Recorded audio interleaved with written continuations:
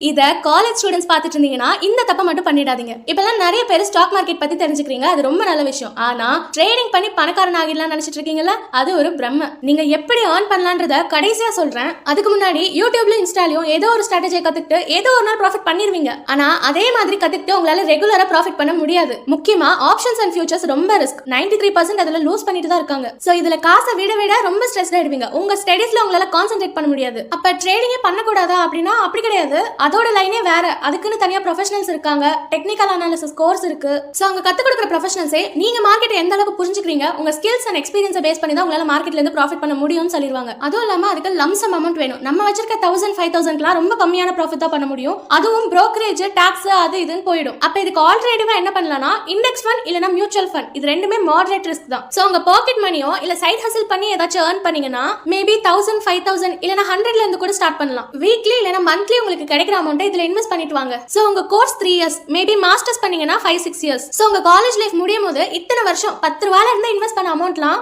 ஒரு அளவுக்கு பெருசா வளர்ந்து உங்க கையில இருக்கும். காலேஜ் முடிஞ்சு உங்களுக்கு வேலை கிடைக்கிறதுக்கு லேட் ஆனா கூட இந்த அமௌண்ட் வச்சு உங்களால உங்க டெய்லி நீட்ஸை பாத்துக்க முடியும். உங்க வீட்டுக்கும் உங்களால கொடுக்க முடியும். இல்ல உங்களுக்கு ஏதாச்சும் பிசினஸ் ஸ்டார்ட் பண்ணனும்னா கூட ஏதோ ஒரு இன்வெஸ்ட்மெண்ட் இப்போ உங்க கையில இருக்கும். சோ இத பத்தி திங்க் பண்ணுங்க, உங்க ஃப்ரெண்ட்ஸ்க்கு ஷேர் பண்ணுங்க. அண்ட் இதே மாதிரி நிறைய ஃபைனான்ஸ் பேஜ்க்கு ஃபாலோ பண்ணிக்கோங்க.